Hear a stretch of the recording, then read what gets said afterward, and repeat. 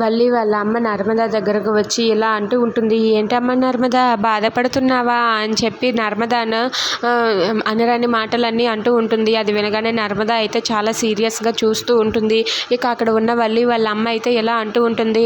ఏంటి, నా కూతురు జోలికి వస్తే ఇలానే ఉంటుంది, కాపురాలు కూలిపోతాయి, అవసరమైతే కాపురం తల్లకిందులైనా అవుతుంది, ఇంకొకసారి నా కూతురు జోలికి వచ్చావంటే మర్యాదగా ఉండదు అంటూ వల్లి వాళ్ళ అమ్మ నర్మదాకు వార్నింగ్ ఇస్తుంది. దాంతో అక్కడ ఉన్న నర్మద అయితే ఒక్కసారిగా షాక్ అయిపోతుంది. ఇక అక్కడ ఉన్న నర్మద అయితే చాలా సీరియస్గా చూస్తూ ఉంటుంది.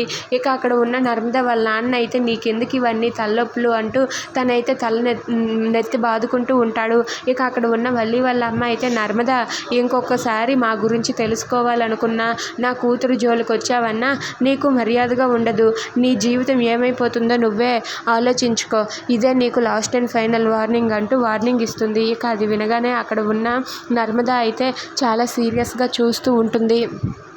ఇంతలో అక్కడ ఉన్న వల్లి వాళ్ళ అమ్మ అయితే నర్మదాని, నీవు నీ కంట్రోల్లో ఉండు, మా మీదకు వచ్చావంటే మర్యాదగా ఉండదు అని చెప్పి వార్నింగ్ ఇచ్చి అక్కడి నుండి వెళ్ళిపోతుంది. అలా వెళ్ళిపోతూ ఉండగా నర్మద అయితే చిటికెలు వేసి తనైతే ఆపుతుంది.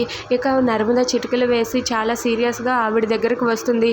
ఇక తను చాలా ధైర్యంతో అక్కడికి వచ్చి, ఏంటి మీరు నాకు వార్నింగ్ ఇచ్చి వెళ్తున్నారు అనుకున్నారా, మీరెప్పుడూ అలా అనుకోకండి, ఎందుకంటే నేను ఎలా ఉండాలో నాకు తెలుసు, మీరేం నాకు చెప్పనవసరం లేదు, మీ బండారం మొత్తం బయట పెడితేనే నేను మనశ్శాంతిగా ఉంటాను, మీ బండారం బయట పెట్టేంత వరకు నేను నిద్రపోను, చూస్తూ ఉండండి, మీరేంటో మీ బ్రతుకేంటో అన్నీ కూడా నిజాలు బయటపడతాయి, త్వరలోనే బయటపడతాయి అంటూ నర్మద ఆవిడకైతే వార్నింగ్ ఇస్తుంది. అది విని అక్కడ ఉన్న ఆవిడైతే ఒక్కసారిగా షాక్ అయిపోయి మౌనంగా ఉండిపోతుంది. Please subscribe our channel.